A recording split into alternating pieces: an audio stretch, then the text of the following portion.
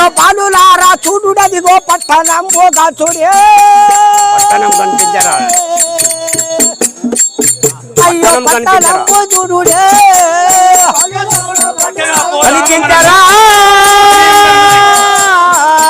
అయ్యో పట్టణము కనిపించరా పట్లనే పోదాము ఇంకా పరిణయంబుగా ఇప్పుడు అయ్యో పరిణయంబుగా ఇప్పుడు